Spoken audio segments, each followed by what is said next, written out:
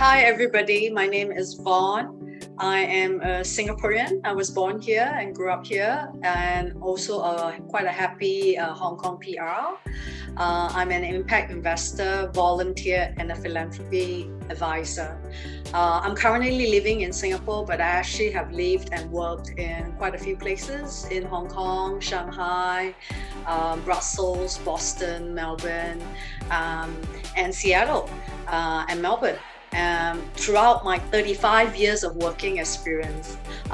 Actually, I started working, doing odd jobs when I was a little girl at 13 in my teens because I was experimenting, trying to figure out what I really like. I have given tuition, I have packed fish balls in a factory, I was an MC in a conference, and I have done retail sales and telemarketing, data entry, everything.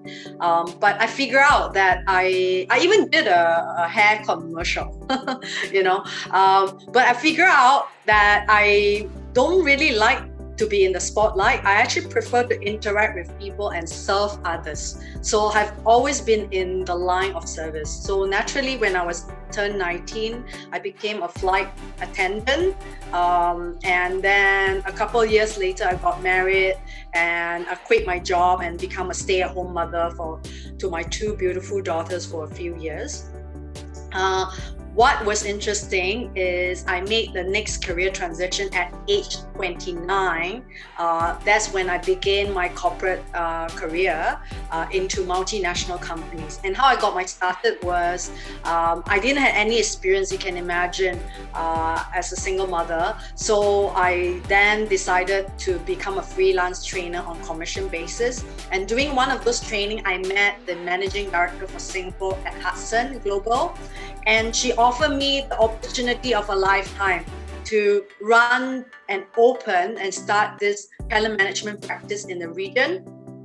I was so grateful, took it up, seized the opportunity, and then soon enough, I became one of the senior management team in Asia Pacific. And then I was headhunted to join Aeon and relocated to Hong Kong and Shanghai to start the China consulting business. And then I was then given an opportunity to run the P&L for Kelly Services for their global solution, major account relationships. So I was very grateful for my time at the corporate world for about 10 years because it allows me to travel and meet a lot of interesting people. But then I decided that I need to make a change. So I returned to Singapore, to my hometown, at age 40. Okay, and that was quite a milestone because, after being away from Singapore, I was shocked to find Marina Bay Sands. So, a lot of things were new to me. And I then decided to join the Singapore government. Took a 55% pay cut and, started to be responsible for the non-profit industry development in the social and health sector.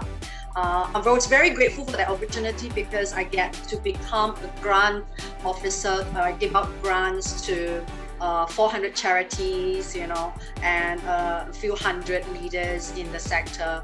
And my last appointment was actually the Chief of Digital Health Marketplace. And that's where my foray into the digital world. And then I was given an opportunity to go to IBM. And I was the leader for driving the change at the largest AI digital transformation project for IBM's largest client in Asia Pacific. So that was very exciting. Then I asked myself, what do I really want to do next, right? So I then decided to go to Oxford, did an executive program in social finance, to learn about impact investments because that's the best way to really scale impact for people. I'm grateful for the opportunity to learn and met a lot of great people, like-minded network who are very passionate about doing good for the planet and for people. I then decided to go into full-time to become an impact investor, and so now I'm investing in tech ventures and also providing philanthropy advisory to charities, to family offices, to foundations and companies who are very interested to scale and elevate their impact for the society. And I co-founded last year, last December, in fact, so quite new. I co-founded Purpose Venture Capital with my two business partners who also believe in the same mission to do good through investing in early stage social enterprises and tech ventures.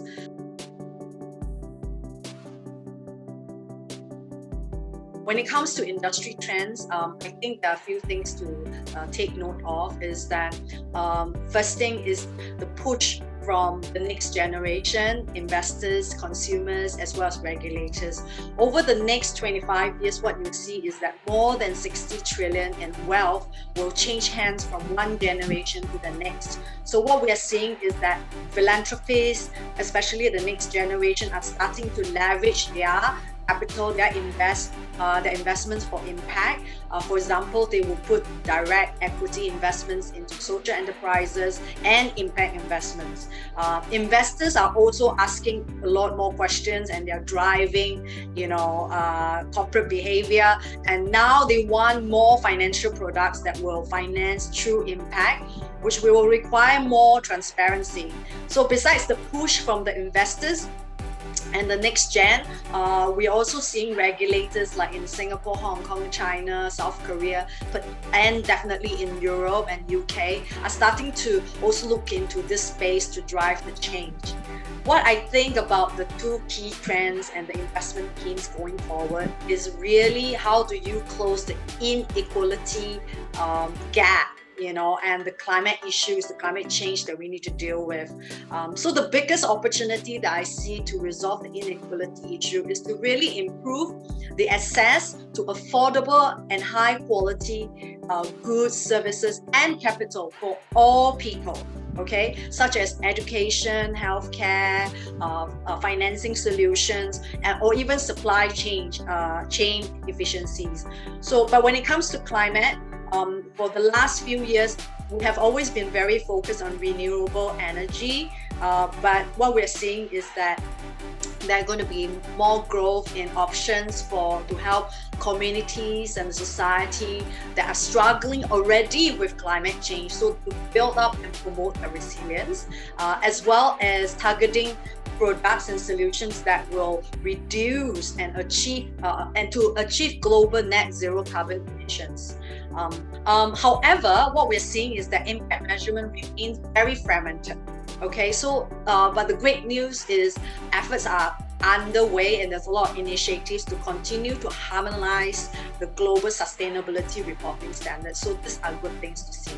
But what is exciting for me in Asia is that although it's a nascent industry for investment, we are actually entering a dynamic growth phase because we're aligned with the growth and the social economic development here and digital transformation.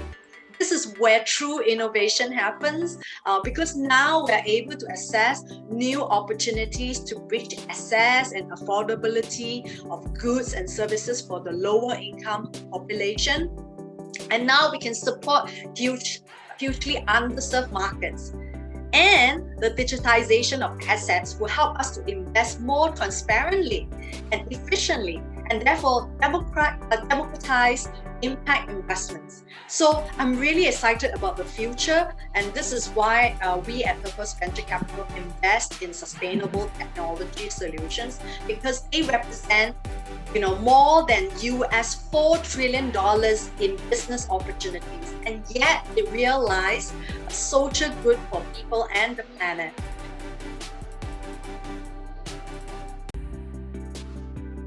Okay, so for me, when it comes to skills, I would say that just start to invest. Know precisely where your dollar goes to. You can start with equities or even go into funds like ESG or sustainable funds for the professionals to help you to manage, but know exactly where your dollar goes to. so that you can track and also find out how you are doing. Are you achieving commercial returns? Are you also doing good? And then you start asking questions as a shareholder. So the other thing I would like to encourage you to do is to think about volunteering. Volunteering is the best way to acquire skills that you never think you might need, from digital marketing, fundraising, to interacting with board members and government officers. Because when you are running a charity, or when you're volunteering your time in a charity, you will not just pick up new skills, but you also build your network. But more importantly, you will find out what are the real problems at the ground level, and then you will then figure out, maybe this is the part where I can play my role to create impact for the society, because now I know intimately what are the real problems on the ground. The last thing is that once you have your investment and volunteering track record, think about how you could attract resources and then build those actionable ideas that would deliver those impact. Okay, so really, I think skills is about just doing it and then learning on the job.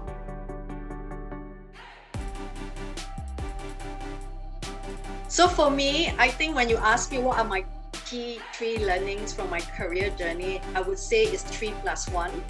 And the best way to remember that is my name. So my name is Von, is V-O-N. So V stands for volition. Volition derives from the Latin word called vel, meaning to will. It is the act of making choices or decisions at your own will. So decide what you wish to become and work towards it.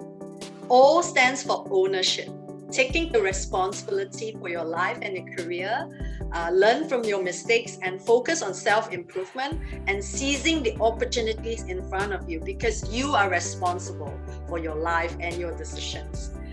N stands for network.